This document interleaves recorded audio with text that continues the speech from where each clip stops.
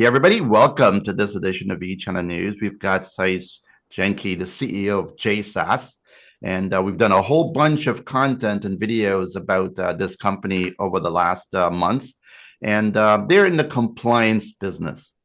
And I know it's a big word, and a lot of people really don't like compliance, but it's a word that you're going to hear a lot more of in 2025. And we're going to dig in with Sise about some of the trends that's going on and what you need to do as a channel partner, as an MSP. And as important, you also got to figure what this means to your customers. And therein lies the opportunity. For sure. Sise, first of all, welcome, man. How are you? I'm well, thank you. I'm well. How are you doing, Good. Julian? Yes, good. Very good, man. Yeah. Excited about 2025, of course, and I know that compliance is going to become the next big thing that everybody needs to grapple with in 2025. But let's start with the trends. What are you For sure. seeing Yeah, from yeah. the trends? So we'll talk about the trends and in 2025 around compliance, and not only regulatory compliance, but security compliance. Yep. And we'll look at how organizations are addressing these trends or what they should be doing, like you said, to address these trends. So I'll speak about my five favorite in no specific order. The first one being the complexity in the compliance landscape. And we spoke a little bit about this in 2024. We see that trend coming into 2025. We see that the complexity is going to be there because of the large number of breaches that happened in 2024. Regulators are going to continue to be tough on organizations.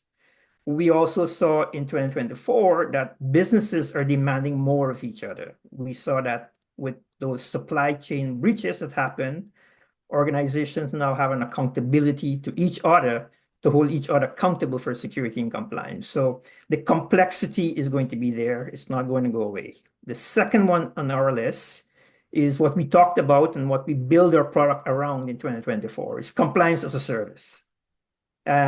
We've seen that organizations are spending a lot of time on compliance. Some of them are failing at getting to that compliance program. Tools are complex, difficult to operationalize, and they're turning more to compliance as a service to fill that gap. So in 2024, CAS is still relevant. It's going to be even more relevant now with the heightened awareness to security and compliance. And third is something we talked about a lot towards the end of 2024 is cybersecurity insurance. We see cybersecurity insurance is going to continue to change a shift in behaviors. Organizations are realizing that they have an obligation now to maintain robust security postures. And that would definitely see favorable insurance premiums, insurance outcome. In order to demonstrate that, they're going to align themselves with security framework because it makes it easy for them to demonstrate to insurers, look, I'm managing my risks. I have a good posture. So give me a break on my premium. So that's the hope. That's the intent. So cyber insurance is going to shift that behavior. The fourth is what we talked about a lot is around data privacy and data protection. And we talk about this concept early last year and late into the year around protecting data based on the origin of data. So as organizations exchange data into 2025, that becomes more relevant. They have to understand the flow of data. How is it flowing? How are they protecting it? What are their responsibility around data storage, data sharing, especially if the data doesn't come from them. So they have to figure out that flow, that origin. So businesses are going to be more complex and they have to respond to that data protection rules and regulation. And then the fifth one, which I left for the end, but should be the top really, is everybody's favorite, is AI compliance. We saw in 2024 the rapid proliferation of AI in the workforce, in the workplace, and it came with incredible achievements. However, we're putting the brakes and we're questioning AI. We're asking, what is it safe? How are our organizations protecting themselves against AI use? And we saw in 2024, the EU AI Act came to fruition. So it means regulators are starting to look at the use of AI. Even in Canada, we have this thing which I'm sure most people aren't aware of, is the AI Data Act that got stuck somewhere. But we see that's going to come into fruition, and people are going to have to be aware of these regulations. So those are my five. It's the governance need of AI, prioritizing data privacy, cybersecurity insurance, driving behaviors in security adoption, tasks continue to be that forefront, and of course that complexity that overlays securities and compliance is still going to be there. So those are my top five. Mhm. And, you know, Well, Sase, I mean, now that you scared the bejesus out of us, making our lives more complex in 2025, I hope you got some answers. But a couple of questions. So, everybody, we're starting to hear obviously compliance a lot more. We're seeing government regulations, like you mentioned, insurance requires certain frameworks. But a lot of the compliance folks out there just seems to be grabbing some money, get your SOC 2 compliant, check, and then boom, you think you're good because you've gone through the process, right? Once at least, right? But the one thing that kind of like that I've learned is that compliance is a 365 days a year game. correct. You can't just be compliant today, Exactly. January, whatever, 20th, 15th, and boom, you expect to be compliant in March 15th. All right. Compliancy is like an ebb and tide, right? Yep. Talk about why compliance is first always a moving target, but you have to be on top of compliance 365 days a year. Yeah, so that's a good point. While organizations are looking at some of them as a check mark because it's more terms and condition of doing businesses, what we try to promote is that it encourages best practices and adherence and security posture, etc. But you just can't do it one time because it doesn't really show or demonstrate that you are complying during the course of the year. So these compliance framework requires things to be done on a cadence. You need to be making sure that you have certain hygiene going along the way. So it's important that organizations are doing this along the year, along the course of the year, even though their audits may be at the end of the year. Because if you don't do that, you're doing yourself a great injustice. You need to be able to demonstrate you're protecting. It shouldn't be just symbolic, because if something should go wrong and you go back in time, then you really can't reconstruct what you didn't do. So it's important for us to maintain that hygiene throughout the year. And it's not only compliance, but any security posture management requires you to be doing things on a frequency. If not, you can be breached, etc. So that's why it's important that I say compliance is not a one-time thing. It's compliance every day, right?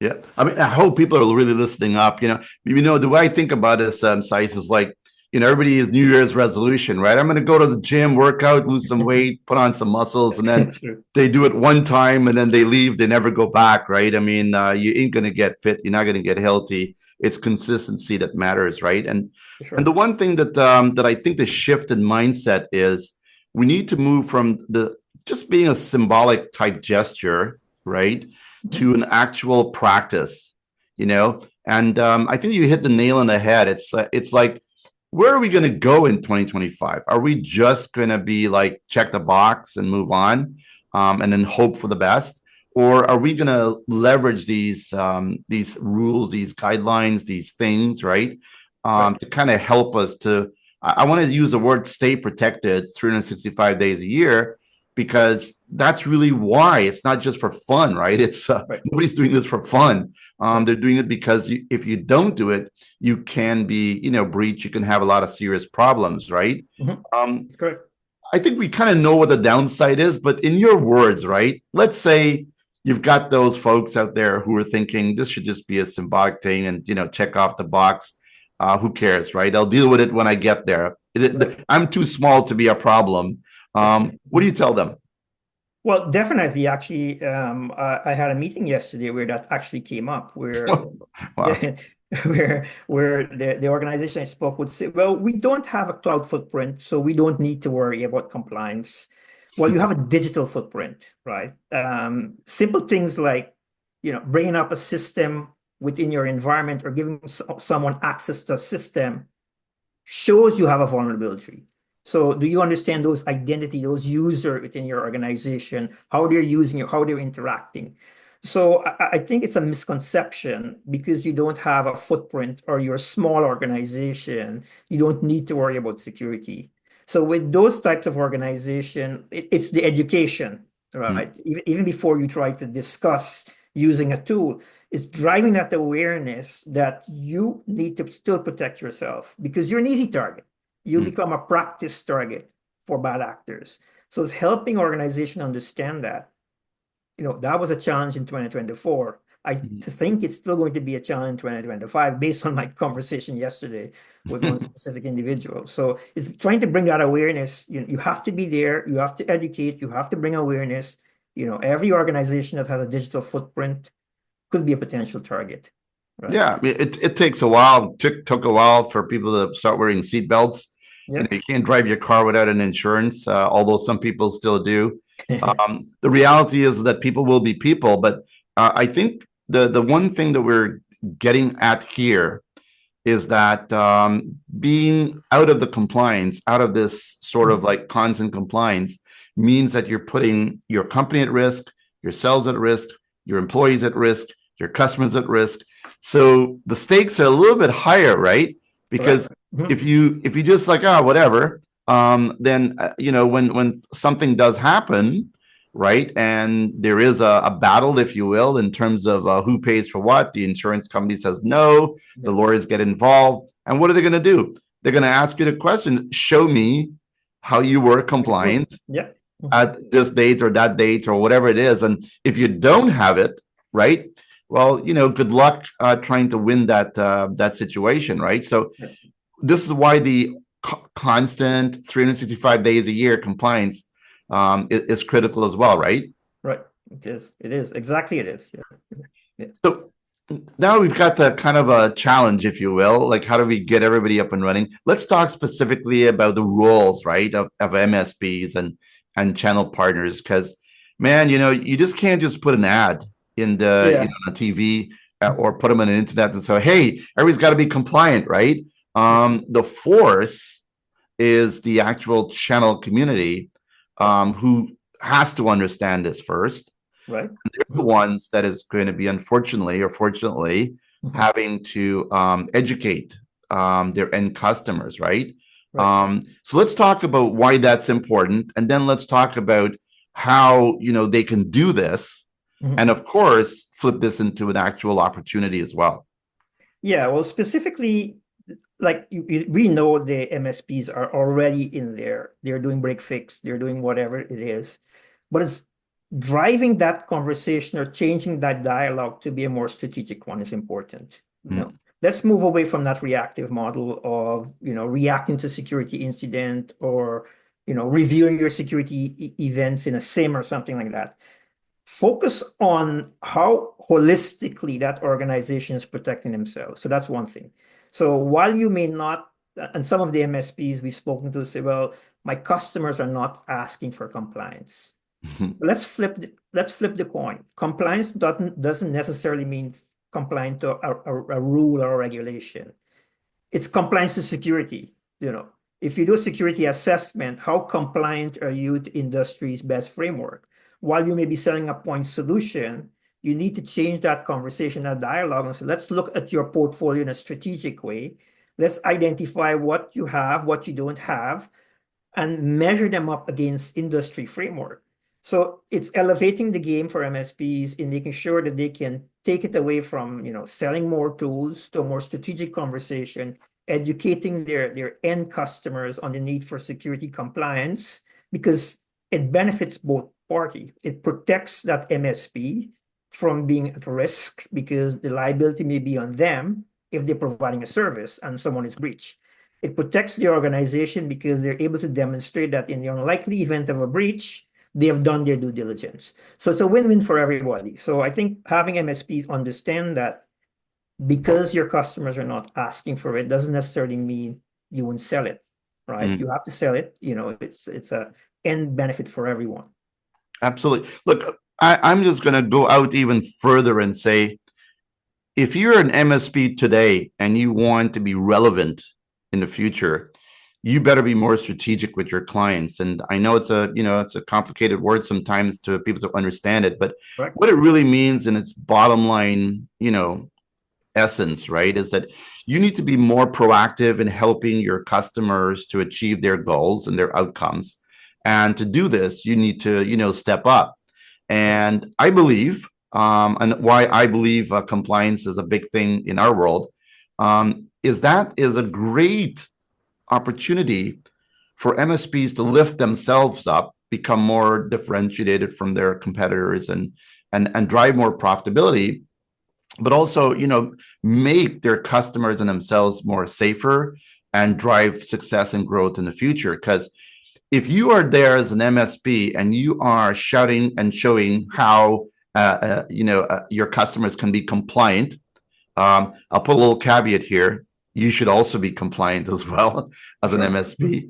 But if you can actually demonstrate that to your clients, I believe you can up the game in their eyes when they see, wow, this MSP is helping me, protect myself in the future, and so on and so forth. And in so doing, you're actually protecting them from cybersecurity threats, regulations, being sued, et cetera, et cetera.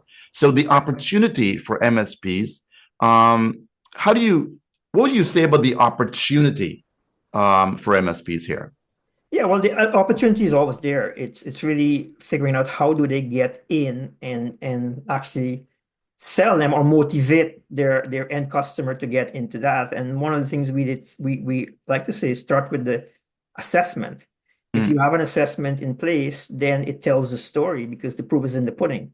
You can't hide from what you're seeing. So the opportunity there is enter with some sort of an assessment, understand, do a bench strength of the organization's security posture, and that you work from there. So that's where the opportunity lies, is understanding that's the opening, getting there and demonstrate, that the value you bring to the organization with your services because you're aligning them to frameworks. So I always go back to first principles and say, why are we doing this? Well, we have certain frameworks that dictate what organization should do, must do to protect themselves. So are the organization I'm managing doing that? And I think if you take that approach, the opportunities open up itself for you. Right on. So and so that's what J-SAS. I mean, that's why you spent all those years, Exactly. screaming and trying to develop, a way, a platform to help these MSPs help their clients, right? Correct. So just tell us a bit about, how, maybe MSPs can use the J-SAS platform to sort of make this work. And you raise a good point. I mean, I'm not just a vendor. I've been in the corporate world. I was in charge of security. I was in charge of technology, and I do understand the pain points in trying to run a security program, run a compliance program. Having that oversight and that holistic view of how well you're protecting the organization is always important. So with that in mind, we built this product with that. We said, let's take a step back.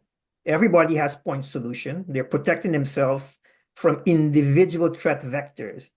But is that enough? Am I 100% protected? So what our product does, it sits on top of all the vertical tools or your what I like to say, your SaaS sprawl, and give you a holistic view of whether you're compliant or not. It identifies the gaps. So that's one thing. So you have that visibility.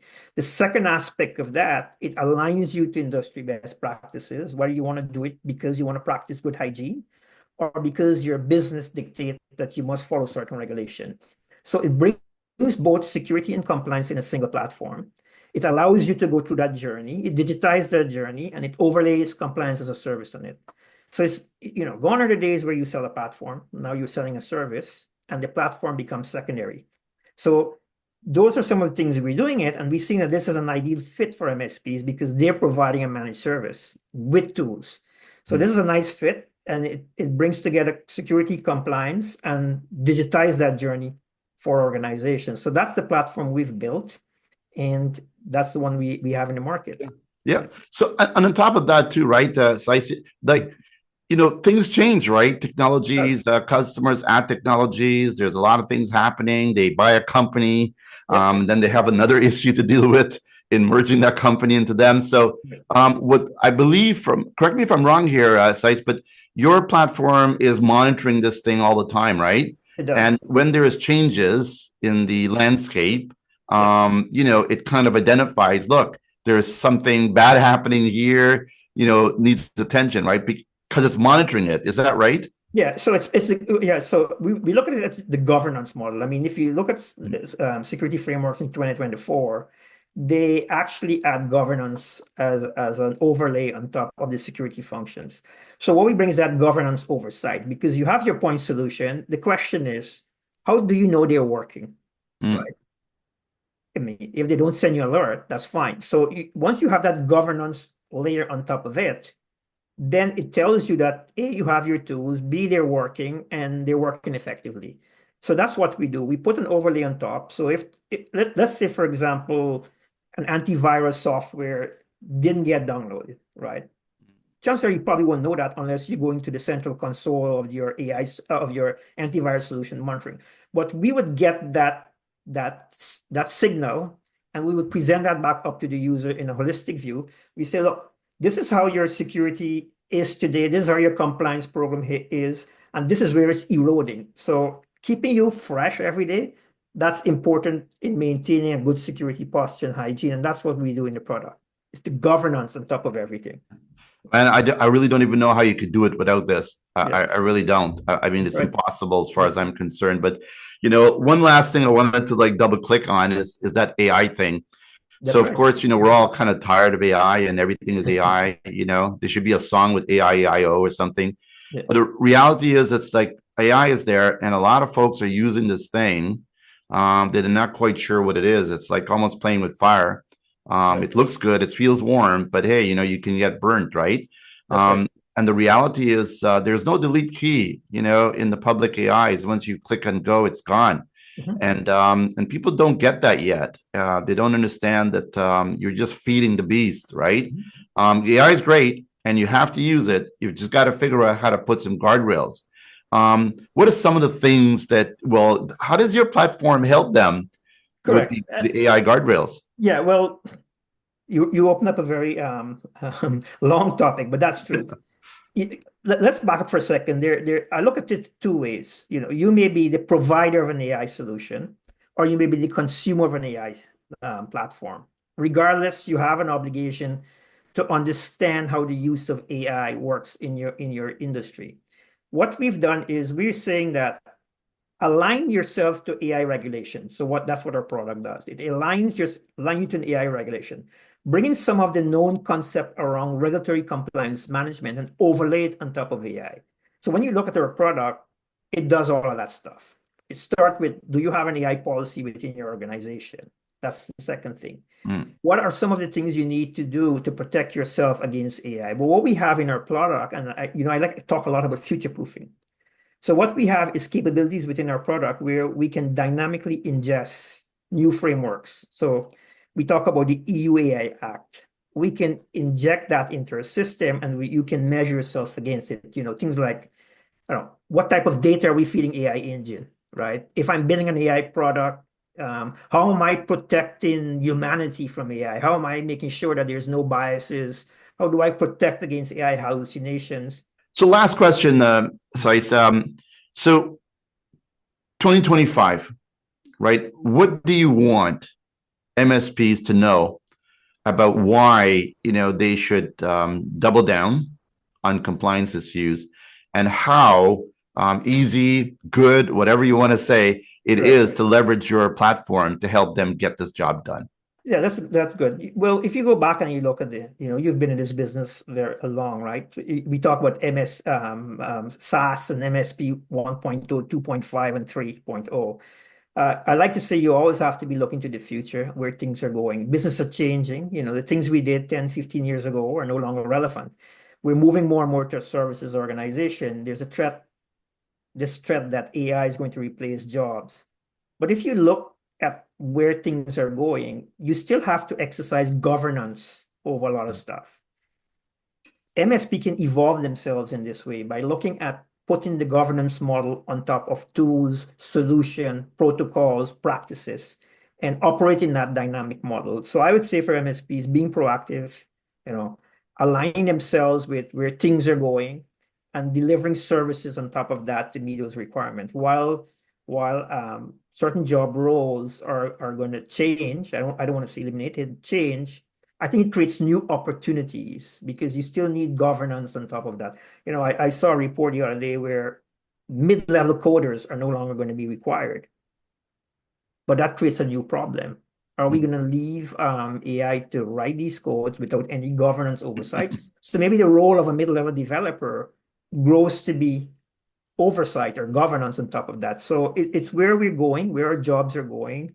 We need to shift and move in that direction. So I think MSP, they're no exception to that rule, is understand your landscape, understand where you would add value, automation, can you make life easier through AI, and adopt that use and move into that services role again. Good stuff. And the website address, Sase, for them to learn more is what? Yeah, so we are jsas.com, j-sas.com. And, again, we're happy to have this conversation, even around some of the trends and things that they've seen, and give a demo of our product works. There you go. Well, everybody out there in channel land, look, the reality is this, right? Compliance is there. It's here to stay. I think those who jump on the compliance train faster are going to be ahead of the curve. Right. And I think solutions like J-SAS is how MSPs get the job done. And if you want to know the whys, right, and how much money you're going to make on it and all that cool stuff, you got to have a conversation with the folks at J-SAS and just see where it goes, right? There are ways that you can manage this and leverage it and, get ahead of it. And I do believe it's going to be something that's going to help you as an MSP to help your business grow and also help your customers, future-proof their businesses too. So check it all out. So Sase, thank you for all this, and we'll keep in touch. And I also encourage everybody to watch all the other videos we did with the team and to see exactly how the product is done and see some demos. But get a demo and let us know what you think. Cheers. Perfect. Thank you.